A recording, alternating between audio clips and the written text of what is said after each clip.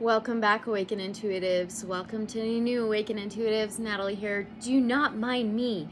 I live in my robe, and I was gonna go get my cover that I usually wear.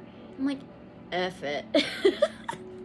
I'm wearing my effing robe, and if I get warm, I'll take it off. Anyway, I've got our little fairy here. This is my daughter's. She picked this out probably about a month ago or so at a newish kind of crystal shop in town, and that's where I got my Marconics healing session done. And I was told that I've got fairies surrounding me at all times to protect me and everything, so I'm a believer. Anyway, we're gonna do a reading on the legend of Stonehenge. I'll just call it Stonehenge. And I did get this from 2 subscribers. Stonehenge, yes, thank you subs so much. I'm ready to do this, and I do have some Celtic music playing in the background from Stonehenge, or connected to Stonehenge, that I do not own the rights to playing, so I hope you enjoy it. And let's get started. I'm going to begin with reading the information about Stonehenge. If you want to skip that, that is totally fine. Feel free. The timestamps in... oh my heck! The timestamps are below in the comments. So feel free to skip any of this if you want to. What the hell is going on? Before I started this, I did have some ringing in my left ear. Not sure what that's about. Maybe music. Vibrations. I am not sure. But I'm going to timestamp this. I'll do the information read.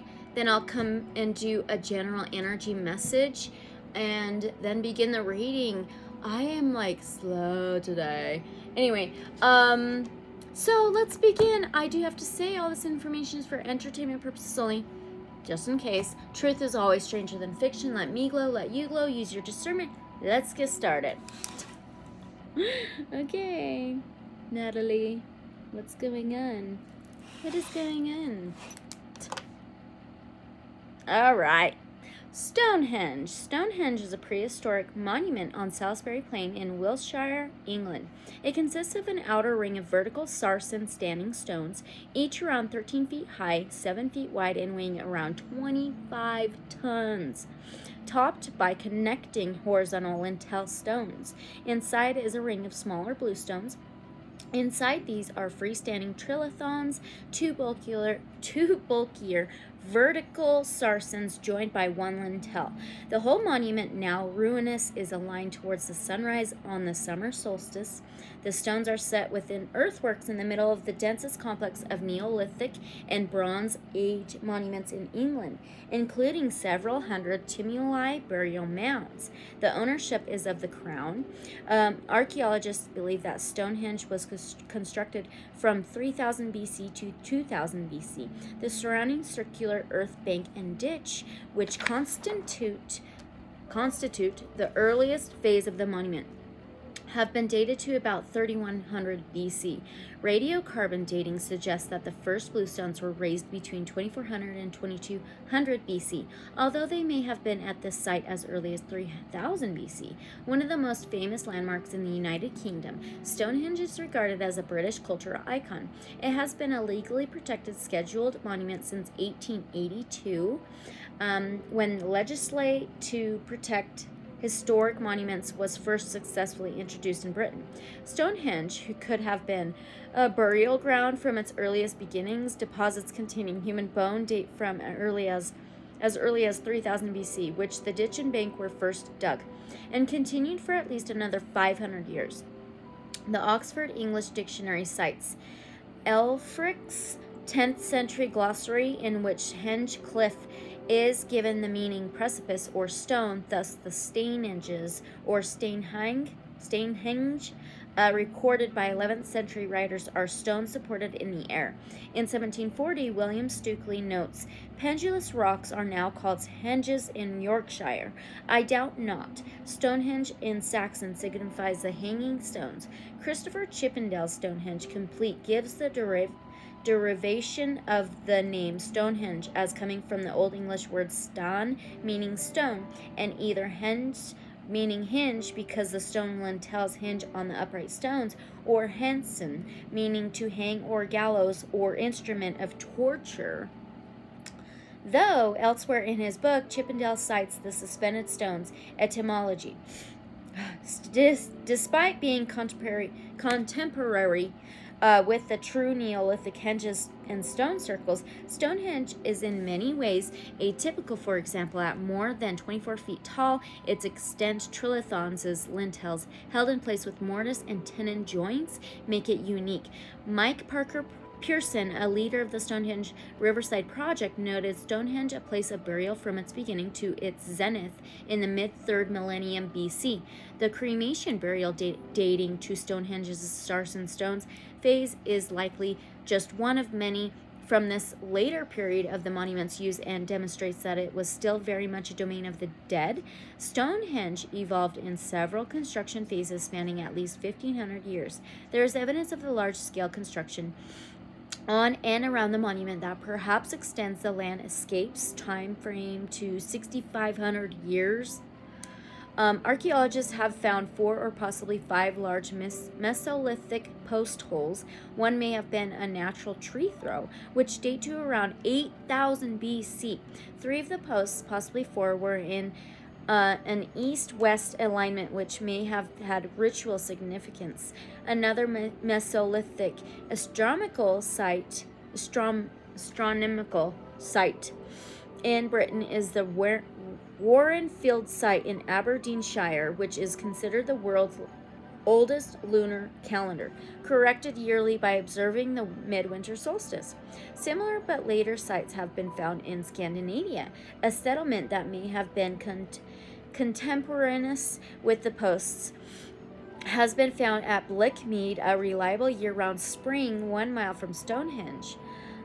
Salisbury Plain was then still wooded, but 4,000 years later, during the earlier Neolithic, people built a causewayed enclosure at Robin Hood's Ball, along barrow tombs in the surrounding landscape. In approximately 3,500 BC, a Stonehenge circus was built 2,300 feet north of the site as the first farmers began to clear the trees and develop the area. Other previously overlooked stone or wooden structures and burial mounds may date as far back as 4000 BC. The first monument consisted of a circular bank and ditch enclosure made of late Cretaceous Seaford chalk, measuring about 360 feet in diameter, with a large entrance to the north, which Tombs of Egypt. So it's the northeast, but this was interesting. This popped into my head. Which tombs of Egypt and pharaohs would have the entrance to their tombs facing the north. But it is more northeast and a smaller entrance to the south. The builders placed the bones of deer. See, something's going on with my communication.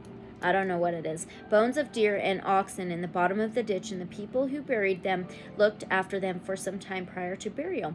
Within the outer edge of the enclosed area is a circle of 56 pits, each about 3.3 feet in diameter, known as the Aubrey holes. These pits and the bank and ditch together are known as a palisade or gate ditch. The pits may have contained standing timbers, creating a timber circle, although there is no excavated evidence of them. In 2013, a team of archaeologists led by Mike Pearson excavated more than 50,000 cremated bone fragments from 63 individuals buried at Stonehenge, the remains of almost equally men and women, and included some children. The team concluded that the first bluestones were brought from Wales. The second phase of the construction occurred approximately 2900 and 2600 BC.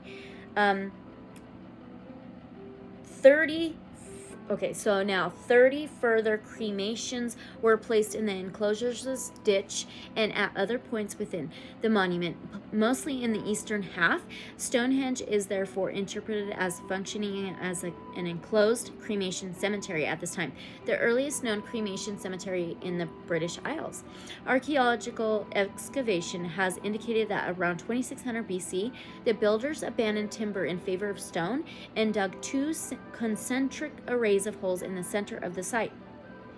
The holes held up to 80 standing stones. It is generally accepted that the blue stones were transported by the builders from the Preseli Hills, 150 miles away in modern day Pembrokeshire, Wales. Another theory is that they were brought much nearer to the site as glacial erratics by the Irish Sea Glacier. It is said that the stones, which weighed about 2 tons, could have been moved by lifting and carrying them on rows of poles and rectangular frameworks of poles, as supposedly recorded in China, Japan, and India. The lintel stones were fitted to one another using tongue and groove joints, a woodworking method. The images of a dagger and 14 axe heads have been carved on one of the sarsen stones as on stone 53. Further carvings of axe heads have been seen on the outer faces of the stones 3, 4, and 5. It is believed that as many as 4,000 people gathered at the site between 2600 and 2400 BC for the midwinter and midsummer festivals. The Y and Z holes are the last known construction at Stonehenge, built about 1600 BC. Roman coins and medieval artifacts have all been found in or around the monument Iron Age. Now, the heel stone, Farrer's Heel or Sunstone, same thing, lies northeast of the Sarsen Circle.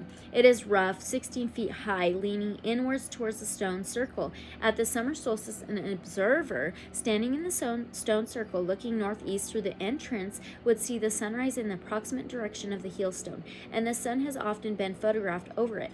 A folk tale relates the origin of the heel stone. This says, the devil bought the stones from a woman in Ireland, wrapped them up, and brought them to Salisbury Plain.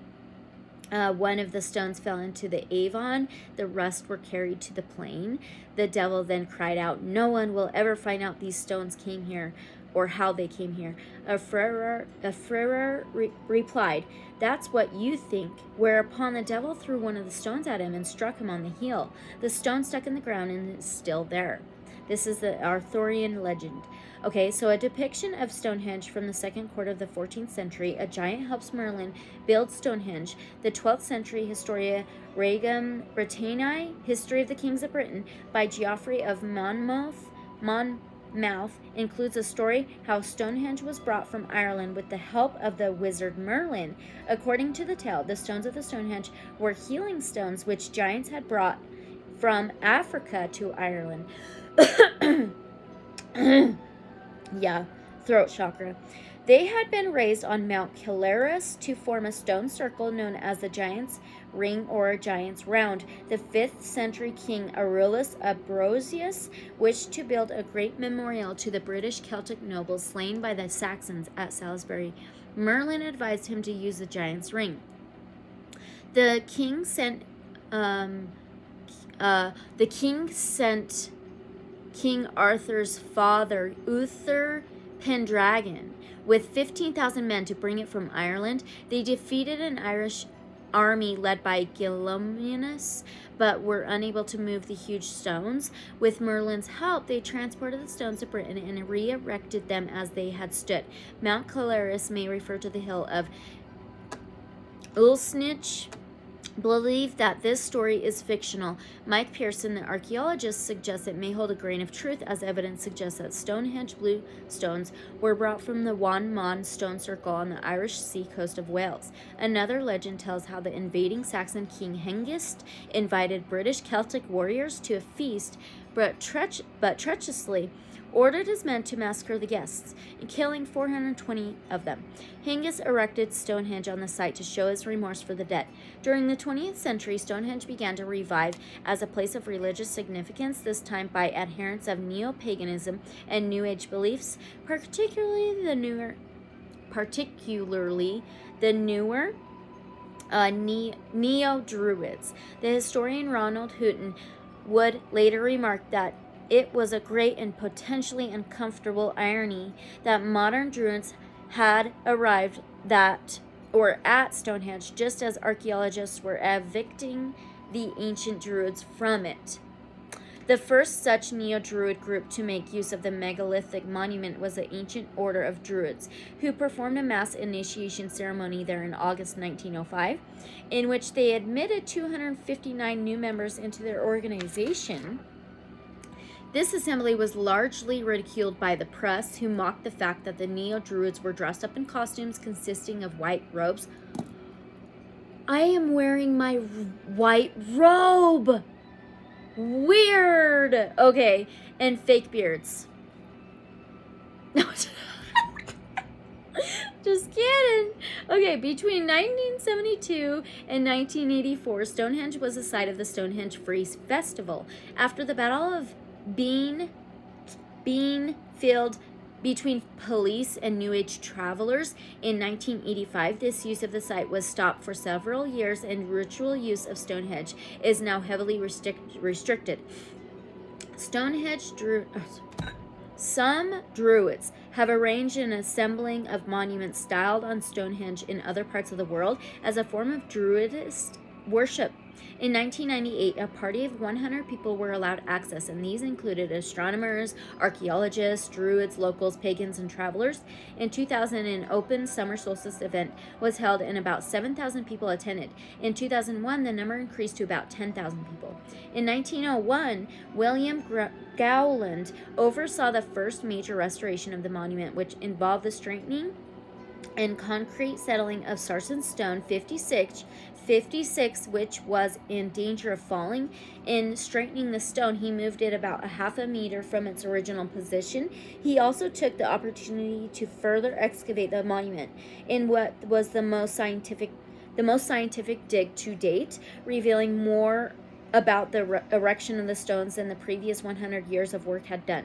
In 1958, the stones were restored again when 3 of the standing sarsens were re-erected and set in concrete bases.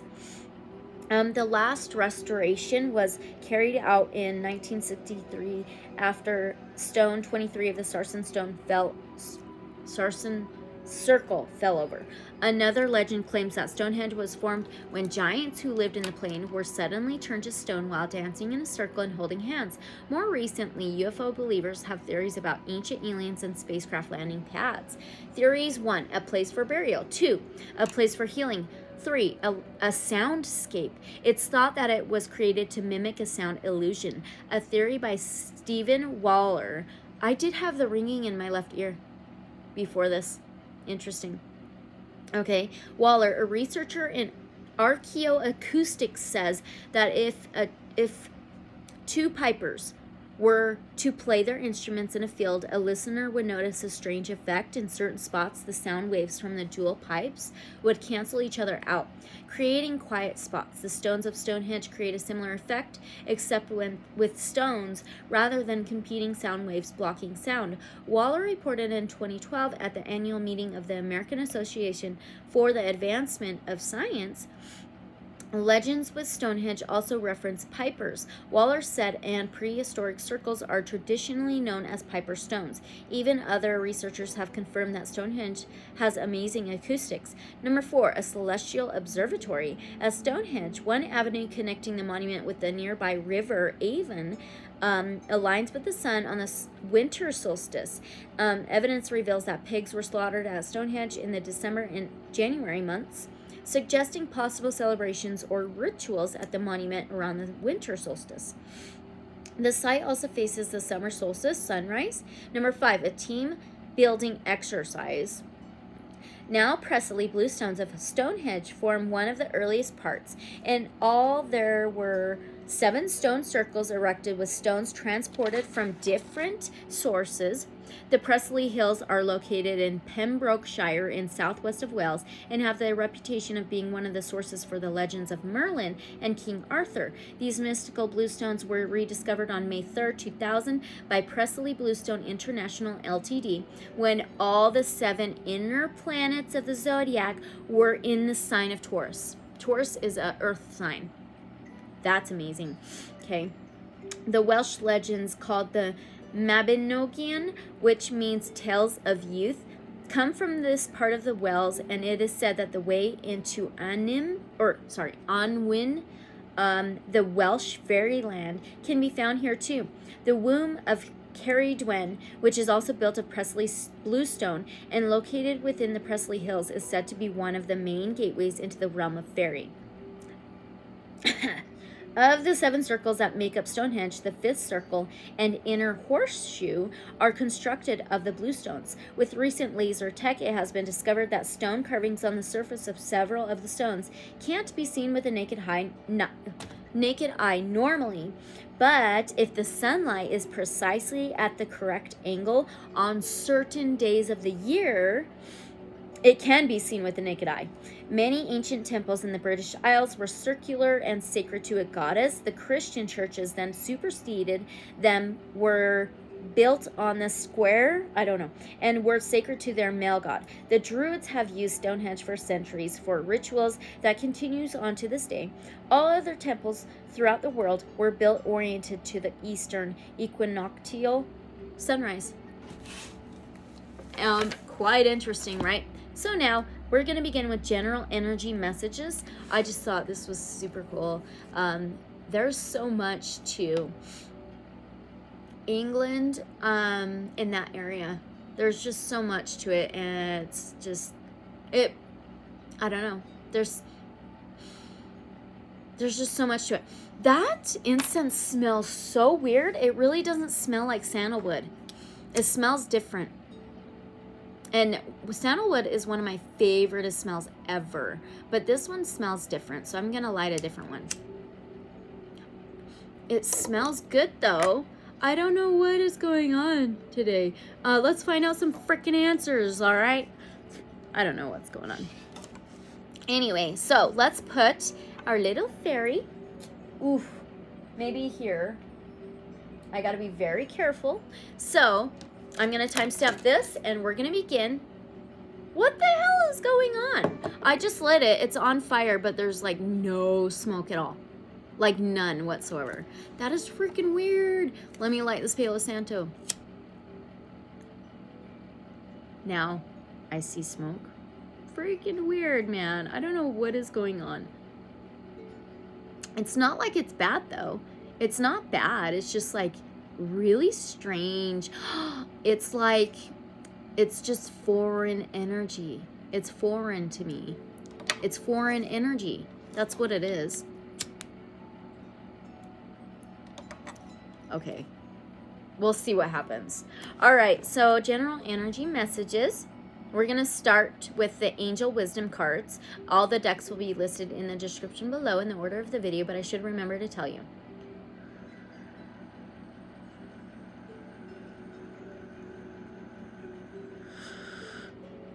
Okay.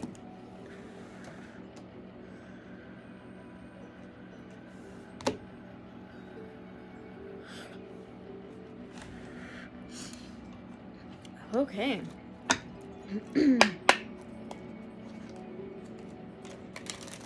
All right, here we go. Angel Wisdom cards. Divine Source, can you give us a general energy message before we begin the Stonehenge reading? Can you give us a general message? Any clues, anything to help us gain some knowledge, insight before we begin the reading? Oh, there we go. Archangel Michael? Are you kidding me? Oh my gosh, that was brought up earlier with the loved one. Wow. Amazing. Archangel Michael, when you are blessed with this angel card, and he has a blue aura. Throat chakra, my throat chakra. When you are blessed with this card, you are guided to invoke Archangel Michael to help you protect and strengthen you. Okay. He will increase your ability to deal with problems, so ask him to cut with his sword. Yes, that's right. He wields the true sword. There's King Arthur connection. The sword and the stone. I've got questions coming up. Any emotional cords which bind you to people, stuck situations, or past memories, then ask him to fill you with strength and love. He will shield you from the destructive thoughts, emotions, and actions of others. Archangel Michael works on the blue ray, giving strength and courage. Call for his help and visualize yourself wearing a deep blue cloak. Securely fastened. This will place you under his protection. He is a master of all angels, a great warrior spirit. Within his light, you will feel more secure, have more confidence, energy, and power. Affirmation, I am strong and protected by Archangel Michael. Absolutely. Yes, yes. Okay, so there's that one. Now, I'm going to do the Shaman Wisdom cards. I usually go to the Awakened Dreamer after, but this one, we'll do the Awakened Dreamer after the Shaman Wisdom cards. Okay, can we get a shaman wisdom oracle message, a general energy on, oh, there we go. Okay, we have a number 46. We could add those numbers up and we can get a 10. 10 is fulfillment, completion, cycles, endings, and new beginnings. It's a circle. Cycles, okay, endings and new beginnings, fulfillment, okay, success. Stonehenge, okay, and it's represented by redwood, feminine, north, Mars, earth. Ooh, there's some directional things going on with Stonehenge. So I'm redwood. I am the majestic grandmother spirit of the forest. Oh my gosh. Through my roots, you will come to understand that trivial friendships can become profound relationships. I am unending. I am lasting truth that aims you toward the ultimate wisdom and knowledge you are seeking. The truth? We just got Archangel Michael. He wields a truth sword.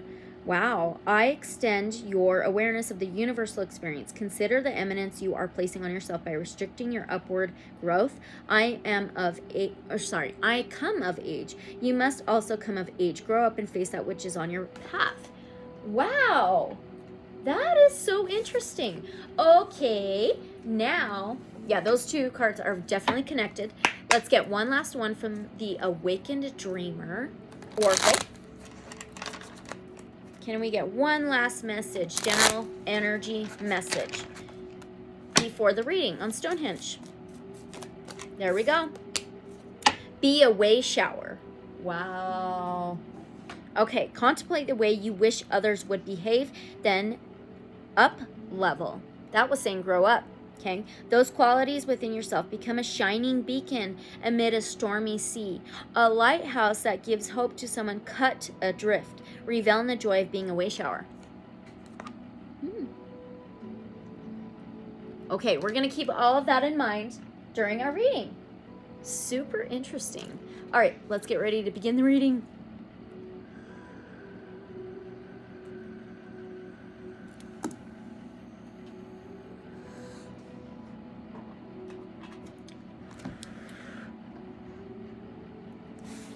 All right, here we go. We're going to begin with the Tarot of a Moon Garden.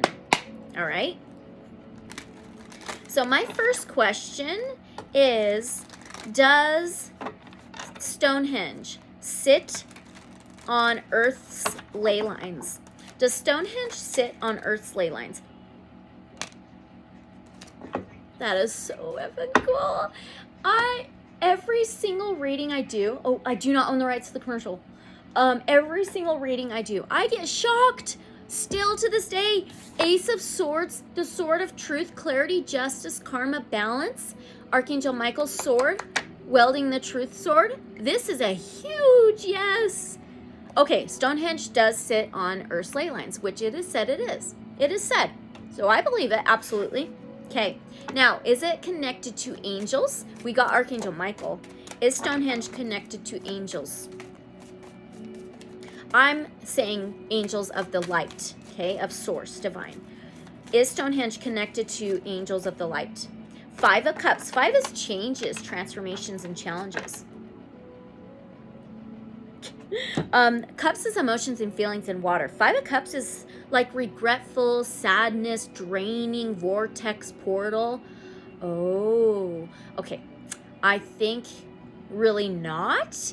I think it's more of a portal type of vortex to other dimensions, or possibly just one other dimension. But I've got more questions coming up, so we can get more clarity on that later. Okay. And it could have been changed. Was it connected to angels of the light a long time ago and there was a change? Was it connected to angels of the light a long time ago and that there was a change?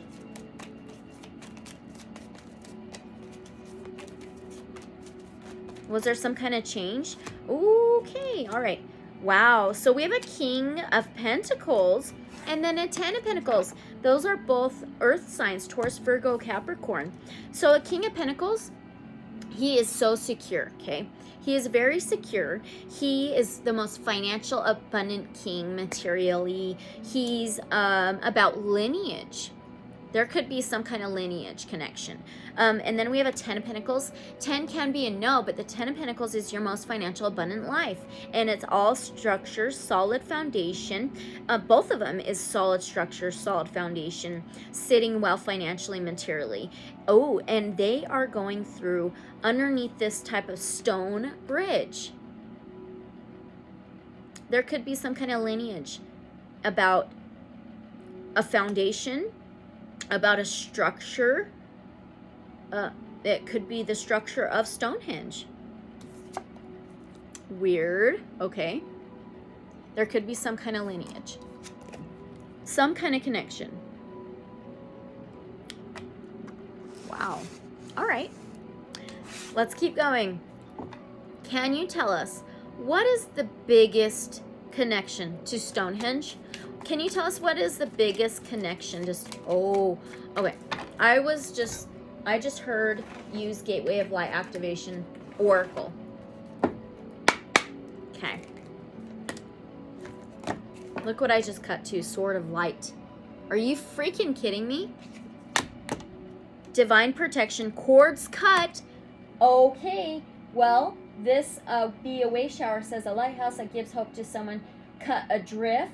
And we've got the Archangel Michael, the Sword of Light, the Sword of Truth, the Ace of Swords. So it's connected to the Sword of Light.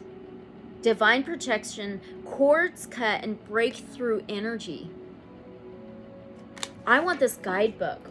Ooh, this is freaking cool.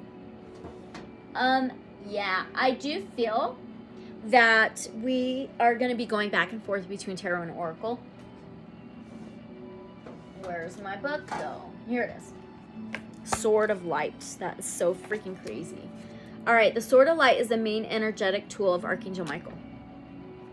The Prince of Heaven. His name means he who is like God, and he is considered Source's right-hand man. He is the archangel who has chosen to guide and protect all light workers. Anyone who is feeling called to make a difference on this planet can be guided and supported by him.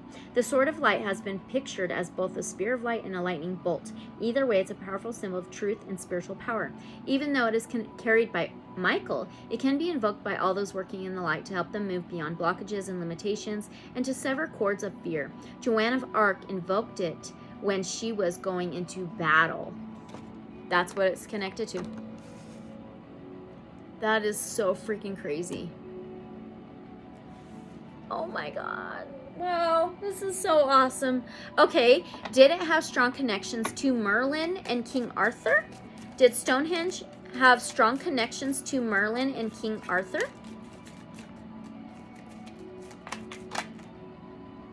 Nine of Cups. 9 is higher learning, higher education, spirituality, faith. I do feel like I have to get another specific deck out. It's called Tarot of the Divine. It's got so much folklore, legends in it, etc. But the 9 of Cups is, it can be an overindulgence. So there could be overindulgence in these tales, legends of Merlin and King Arthur. And it could be, a wish heard of the universe. It could be hard work, almost at your full 10 of Cups, your most happy, abundant life. So I think it could have been overindulged a little bit. Okay, so now, Tarot of the Divine. How about this? Did Merlin and King Arthur ever use Stonehenge? Look what's on the bottom, an Ace of Wands. Aces is a yes. Wands is fire, action, passion. Ace of Wands is, okay, so Merlin is said to be a wizard, right? This can be the magic wand.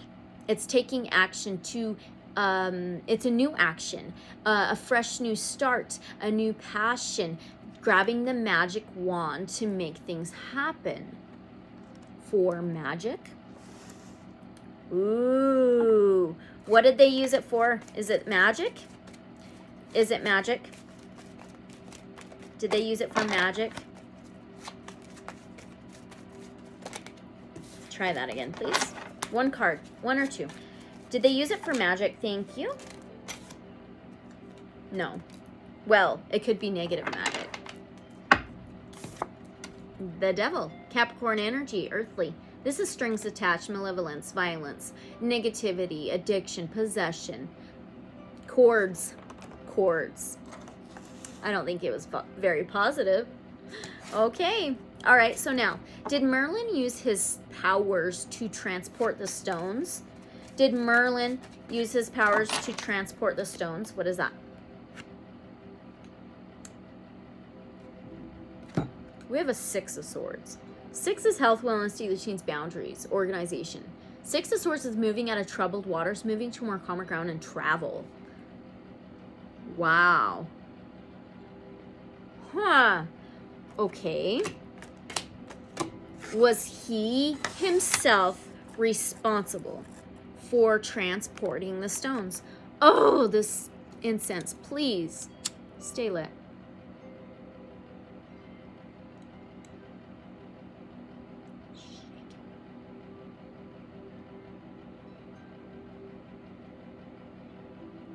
Okay.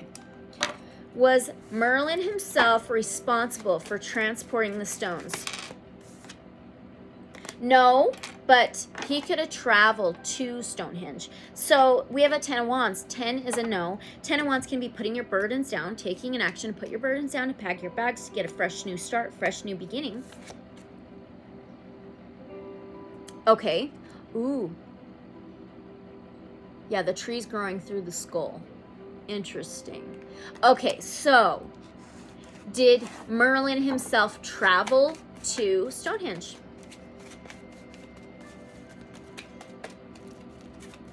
Did he himself travel to Stonehenge? Knight of Wands. Knights are the warriors. Wands is fire. Knight of Wands is very, very quickly in and out, courageous, flirtatious, passionate, takes action super quickly. So I think he was quickly in and out. I do think he did travel there, and he was quickly in and out. Okay. Now, were giants involved with building Stonehenge?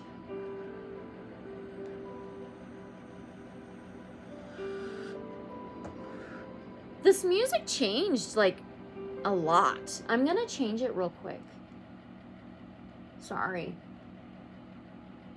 Okay, 1 hour of instrumental Celtic fantasy music, Stonehenge. So I do not own the rights to this music. Hopefully it's better. Okay, so were giants involved in building Stonehenge? Were giants involved at all in building Stonehenge?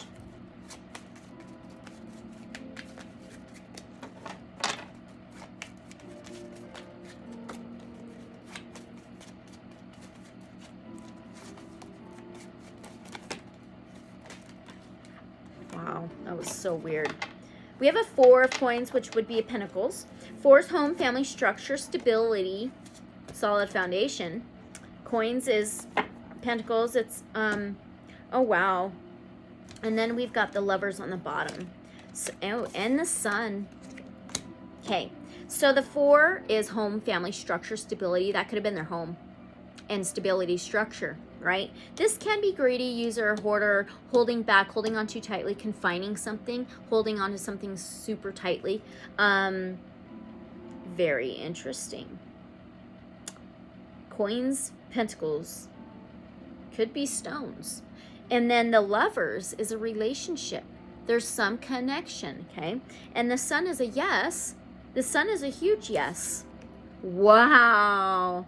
I'm a believer in giants. I am. Look at these cards.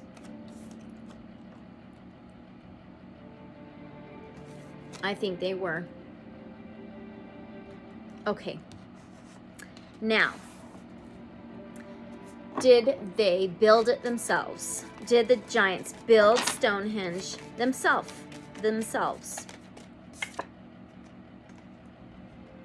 Another confirmation. We had those 3 cards, and now we have another ace.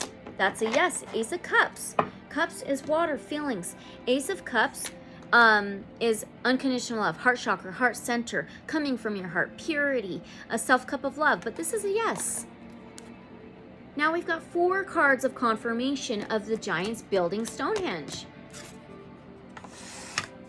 We're going to ask why. Let's keep going though. Okay. What was Stonehenge originally built for? What was it originally? Okay. I heard to get out the oracle again, the gateway of light activation. What? Third eye activation. Third eye activation. Brow chakra, inner vision, and clear seeing. And it's a circle and a gateway. I get that right there. And look what's on the bottom of that, the Holy Grail. Inner discovery, finding sacredness, you are what you seek. And it is said to be a sacred place, right? Okay, let's see. I don't know what's up with this music. Third eye activation. Come on. Is it the very last card? No. Okay, third eye activation. Clear seeing, inner vision. So it could have been for visions, inner discovery, a sacred place, and what they seek. The third eye or brow chakra is the energy center found in the middle of the forehead. Wow. Okay. Between the brows, often represented as an eye, it governs all aspects of our vision, including dreaming, reading between the lines, visualization, and even having psychic insights. Yeah. This card transports us through a gateway representing our spiritual connections. Seeing with our inner eye is our divine right, and our soul self has never forgotten how to do it. In fact, we are often using this special talent even when we don't realize it. For example, when we imagine something before it happens. Now, the Holy Grail. Super curious about this one. Okay, inner discovery, finding sacredness, you are what you seek. The Holy Grail has been a mystery for thousands of years, just like the Stonehenge, right? Many believe that it was the cup that Jesus drank from at the Last Supper, or that was used to collect his blood at the crucifixion, while many others believe that it was a person, possibly Mary Magdalene. It's also been described as a stone, a dish, and a cauldron. The energy of this card is strongly related to a physical space. No way. Which is the Chalice Well in Glastonbury, southwest England. Check this out. Oh my God. A sacred garden where many go to connect with the great goddess and discover the mysteries within. Oh, as a gateway, the Holy Grail is the cup of our heart. Heart chakra, Ace of Cups. Oh my gosh. Okay. Oh my gosh. I'm like amazed. Which we can allow to be filled by source light. The sword of light. Oh my God. Oh my gosh. Oh, so that we are overflowing. Overflowing or pour of emotions and feelings for this Ace of Cups too. I am freaking amazed. Okay. Overflowing with divine love. The energy that we call into the Holy Grail is the feminine energy of Source, the Shekinah, the fierce yet graceful light that inspires us to dance to the sacred rhythm of life. This gateway, therefore, encourages us to stop searching outside of ourselves for truth and go within to realize that we've had everything we've been searching for the whole time. It's like inviting the divine in, but knowing that it was already there before we asked. Are you effing kidding me? No freaking way. Okay, I have to ask, is Stonehenge the Holy freaking Grail? Is it? Is Stonehenge the Holy Grail? Oh my gosh. Is Stonehenge the Holy Grail?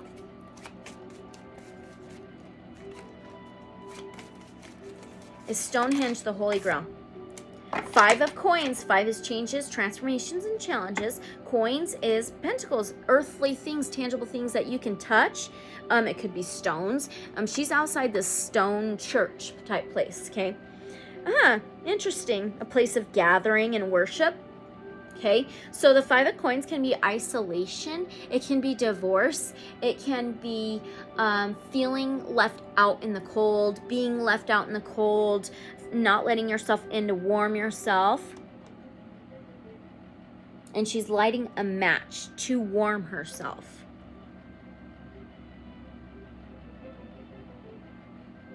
I wonder if, let me get this guidebook. I wonder if the Holy Grail used to be at Stonehenge. The Little Match Girl, Denmark Danish fairy tale. The 5 of coins represents financial hardship and feeling left in the cold. The little match girl needs help, but no one is willing to help her. She struggles alone despite her proximity to a force that could potentially help her. Recession, adversity, isolation, unemployment, and ruin. Well, Stonehenge is ruins now. But was the Holy Grail at Stonehenge at one point? Was the Holy Grail at Stonehenge at one point? Was the Holy Grail at Stonehenge at one point? 6 of Cups. 6 is health, wellness, daily routines, boundaries. Cups. Possibly a cup. Holy Grail. 6 of Cups is childhood memories, your past. Don't let your past hold you back. Something or somebody you've known for a long time. I actually do believe it was there for a long time. I really do. Let's read this one. I think it was there for a long time. The Snow Queen, Denmark, Danish fairy tale. Another Danish story. Wow. Okay. The 6 of Cups evokes a nostalgia for sweeter times. Kai and Gerda are best friends as children, but when Kai is struck with this depression, he leaves with the Snow Queen. Through many adventures, Gerda saves him, but by then, innocence is gone. Nostalgia, old friends, simple joys, sharing in childhood. I think it could have been there for a long time. I have to ask, was the Holy Grail taken away from Stonehenge? Are you shitting me? The 7 of Swords. Oh my gosh. This is the liar, cheater, thief. Strategic and sneaky. See, I was trying to sneak and steal the knives. They have carvings of daggers and axe heads on the stones. Was it stolen from Stonehenge? Can we get a confirmation? Whoa. 7 of Wands now. So now we have a 77. So... okay, 7 is relationships, union, marriage. Wands is action, fire, passion. 7 of Wands is defensive, standing up for yourself, standing up for what you believe in. It can be building up a bubble to protect yourself or something. Wands. This is John Henry, Alabama, American folktale. The 7 of Wands represents an indomitable force. Against all odds, John Henry stands up for what he believes in and is willing to fight to the bitter end. His courage and resolve is an inspiration even to those who disagree with him. Endurance, attack, fighting for beliefs, perseverance, and mounting a defense. There was some fight. There was some fight. Were the Romans part of that? 8 of Cups and the Fool. 8 of Cups is death. 8 is death, rebirth, regeneration, changes. 8 of Cups, though, is walking away from what no longer serves you anymore. He's walking away from the cups. It could have been walked away from. But now we have the Fool. The Fool is spontaneous, adventurous, a leap of faith, trusting the fall, full faith, going for it, jumping into the unknown. I want to read these two.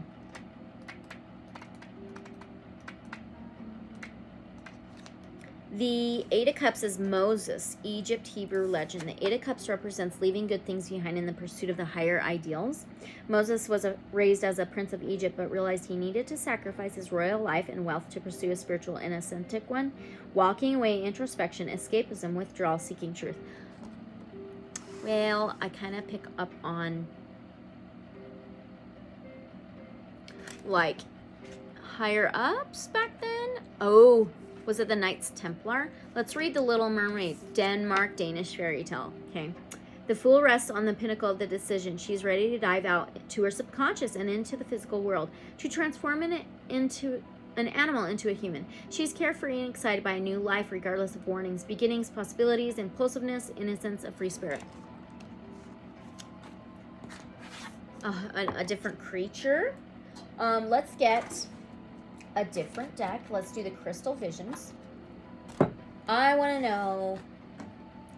Let's first ask from the Crystal Visions Tarot. Was it the Knights Templar that stole the Holy Grail? Because they were said to have it. Was it the Knights Templar that stole the Holy Grail? Did you see that? We have a 10 of Wands. 10 can usually be a no for me, but this is reversed. Okay, so let's get this guidebook. 10 of Wands is usually putting your burdens down, wanting to restart, packing your bags to get a fresh new start. But I'm going to read this reversal in this specific tarot. The 10 of Wands reversed can represent a lightening of the load or a release in some of the pressure and responsibility. This can be due to learning how to relinquish control and delegate some responsibilities.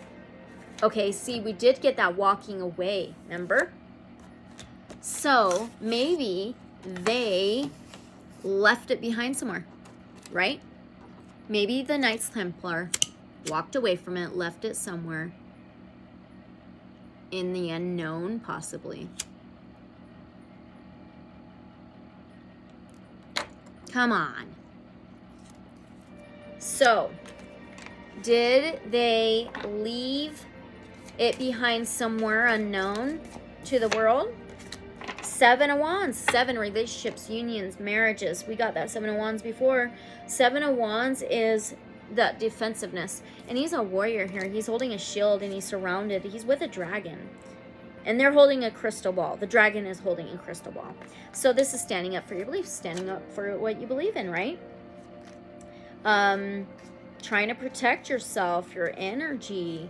Maybe they had no choice but to leave it behind. The 7 of Wands deals with conflict and struggle. In this card, the champion faces 6 blazing wands heading straight toward him. He confronts his attackers with only 1 blazing spear in hand and a shield to protect him. However, he sits upon a winged dragon. Even though he is outnumbered and has been caught off guard, he has the upper hand. Very interesting. Well, okay. I did not expect this at all with the Holy Grail. Like, at all. Okay, so we got to move on because I've got many questions, and we will probably have a part 2. So, maybe even a part 3. Hopefully not, though. Now,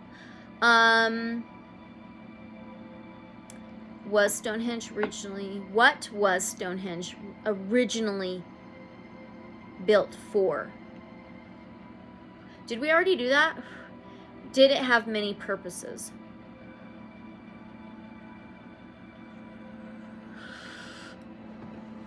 Did it have many? Wow, the High Priestess. It had at least 2. The High Priestess is the number 2 of the major arcanas. She who sees but does not speak. She holds the information, she holds the knowledge, she holds the secrets. She can channel, she can download, she can upload information. She who sees and knows but does not share. So let's read this out of the guidebook.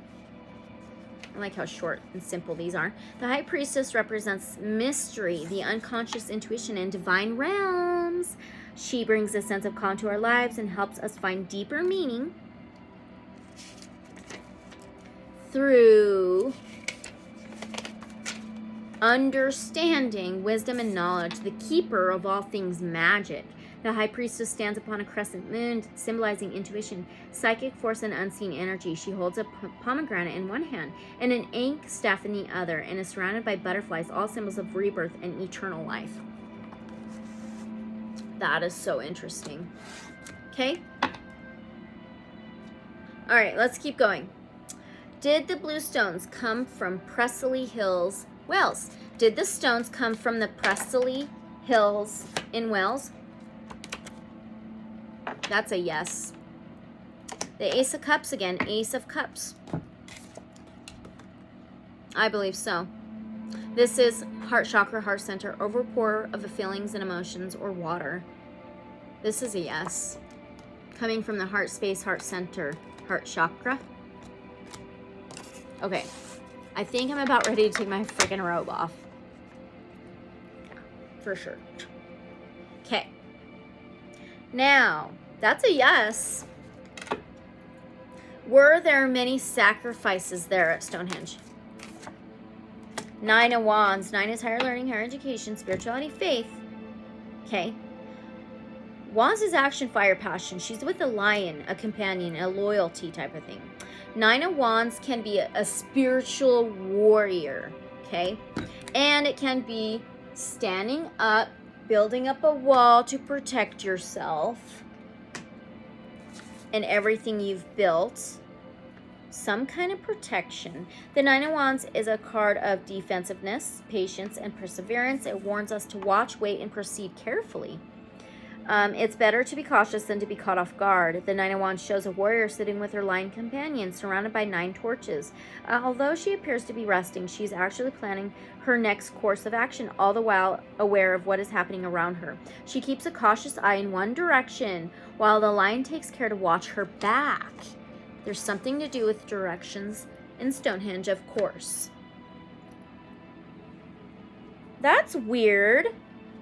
So that wasn't a yes. That wasn't a no. Some kind of warrior stuff.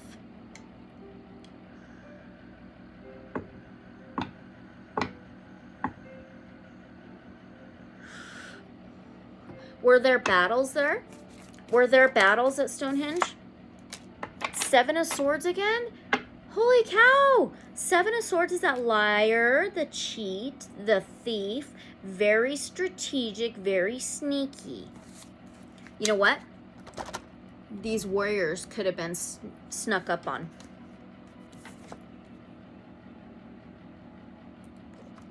Wow.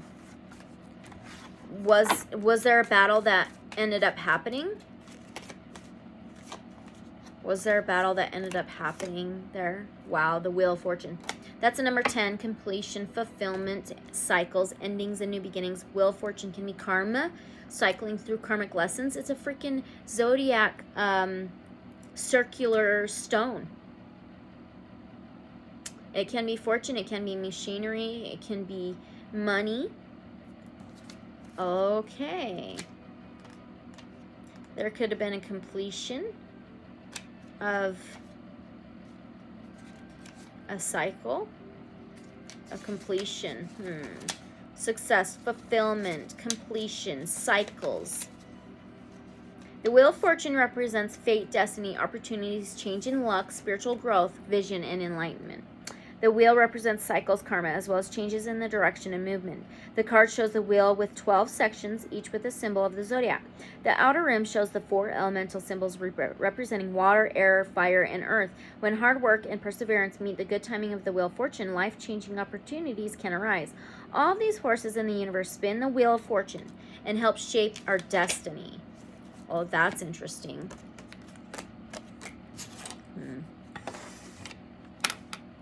What is wrong with this incense? I don't get it. Minus this other one.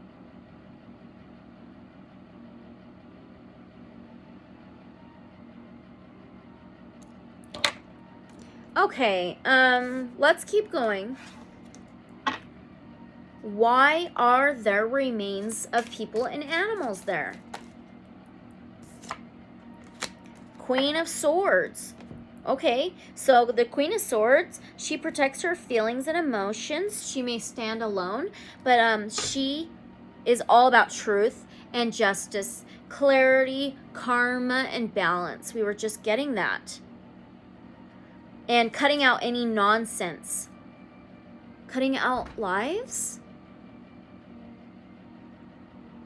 Wow. Why? Were these animals and humans like cut out or something? Page of Swords. Wow, another sword. Pages can be an opportunity, a message, something new, or an offer to move to more solid ground with ideas and plans, and it could be spying, stalking, and watching. There's some kind of planning to move to a more solid ground. What? Is this sacrifice? Is this sacrificial rituals? Now a 5 of Swords. Look at that. Yes. This is winning at all costs. Alienating those around you. Blocking others out. So that makes a lot of sense now. That makes a lot of sense now. Okay.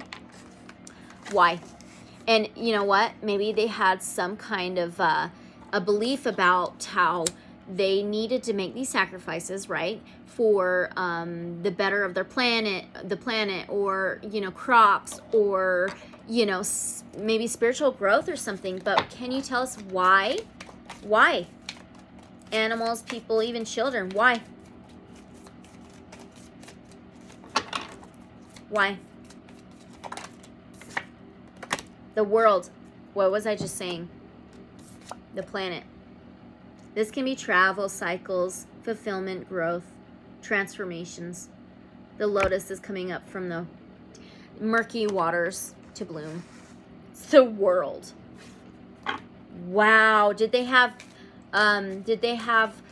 positive, like, beliefs though about it? Shoot.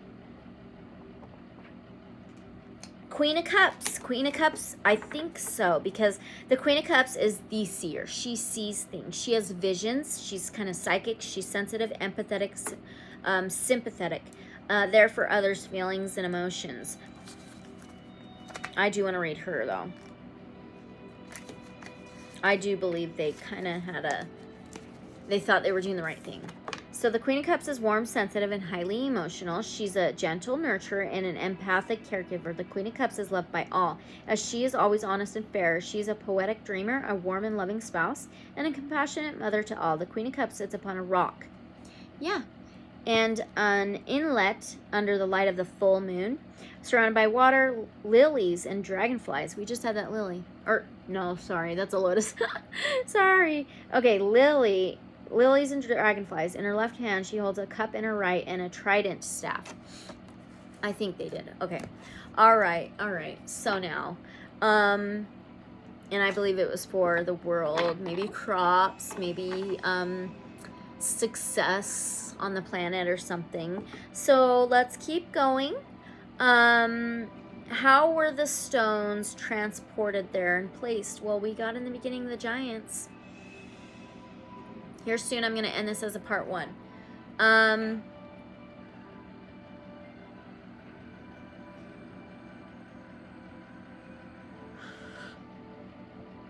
think we need an oracle.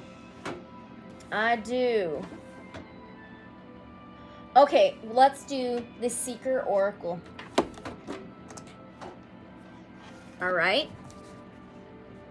The Seeker Oracle.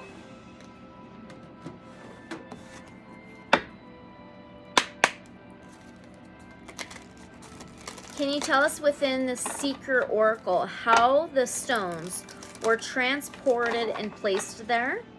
And I know we got the giants in the beginning. Can you tell us with the Seeker Oracle, though, how the stones were transported and placed there at Stonehenge?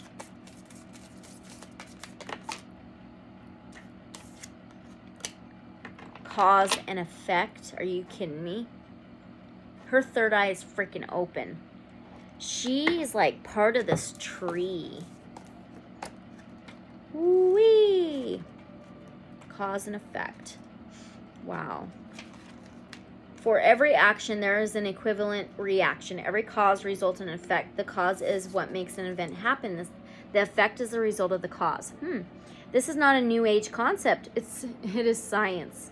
For example, a novice gardener spends hours creating a garden bed. They prepare the soil with the care and then plant the seedlings they have purchased. They water them, and after reading the instructions, they fertilize the plants to keep them well nourished.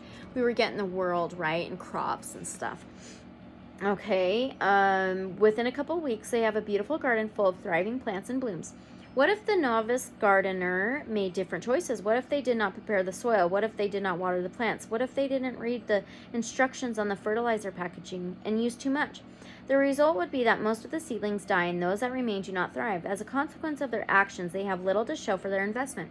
Our actions yield a reward and consequence to a greater or lesser degree, depending on the choices we make and how we act upon them.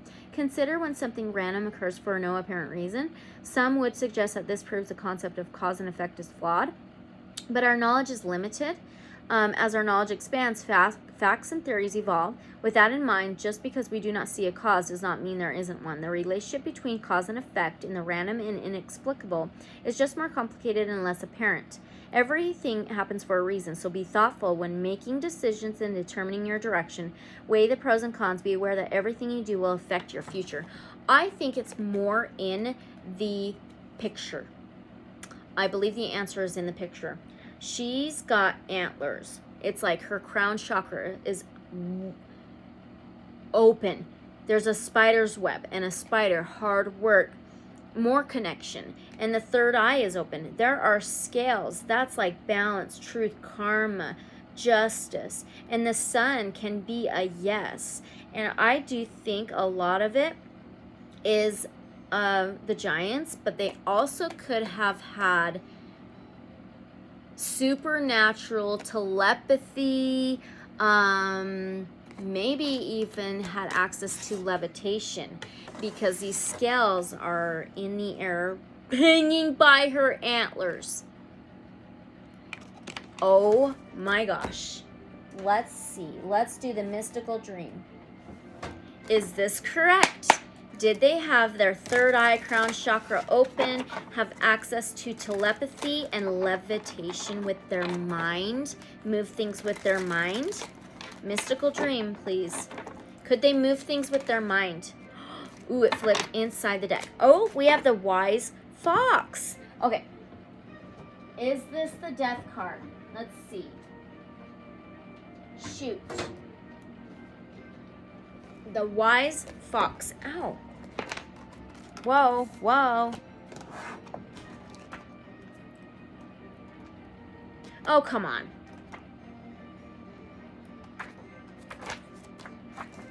Oh, come on. Where is that? The wise fox.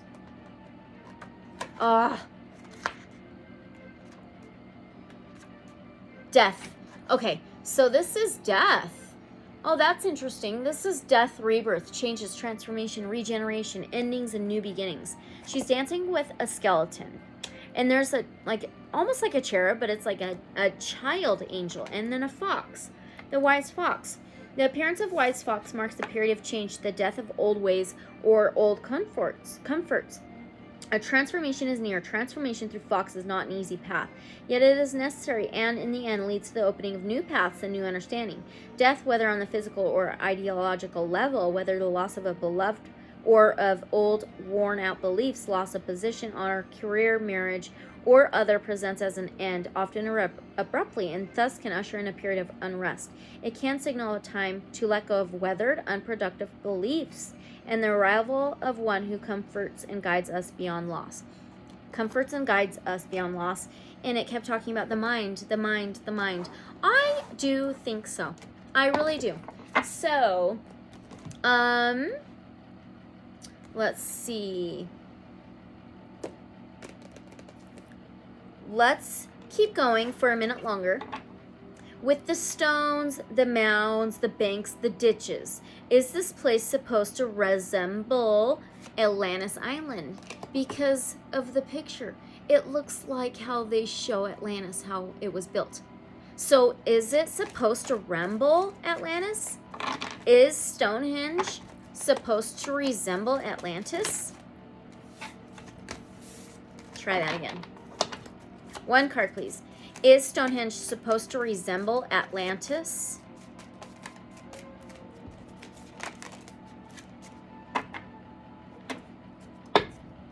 Four Wands. Look at the structure. I believe so. Four Wands is home, family, structure, stability, solid foundation. I do. My next question. Here we go.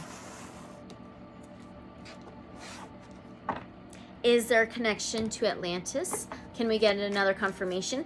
Is there a connection to Atlantis? Spirit of Wands, which would be a Page of Wands. Pages can be young and mature or something new and offer a message or an opportunity. This is to take a new action, to have a new passion, to grab the magic wand and make things happen. There's crystals surrounding her. I still have a question coming up though. Okay. Wait a minute. No, this is not a page. This is a Knight of Wands. This is a Knight of Wands. So the Knight of Wands are the warriors, okay? And they are quickly in and out of situations and places. They are flirtatious, courageous, and passionate. They take action very quickly. This card signifies a happy woman, a loving wife and mother who gives freely and embraces sacrifice for the good of others. She is well connected to her intuitive knowing, advancement, growth, news, and ambition, okay? Now, and I said, if so, how? Well, there's crystals here. Energy, energetic, energy, okay? Now, were the origins of the people who built, constructed Stonehenge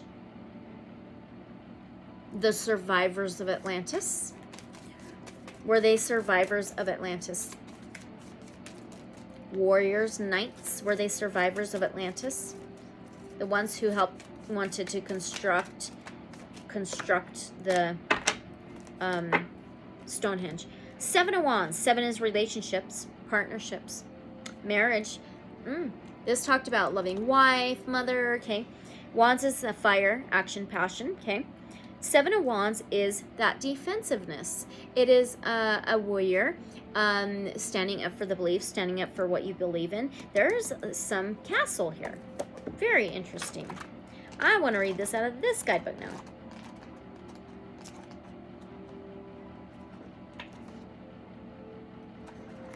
And it says, a dedicated, selfless person, inner wisdom and sight leading to manifestation of good deeds on the physical plane, professional success, a philanthropist, humanitarian and environmental issues are championed. The house of the self becomes a palace of unending beauty and possibilities. The innocent has traveled from the naivety of birth along the rivers and roads of time.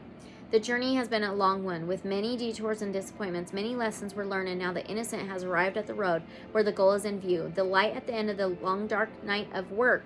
Behind now are the many challenges, the hills and valleys of tears and labor. One has reached the tower of attainment in the garden of abundance. In my Atlantis readings, if you did not watch those, check them out.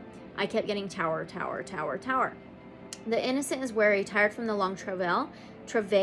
This is a card of service and sacrifice. The seeker is one devoted to reaching truth.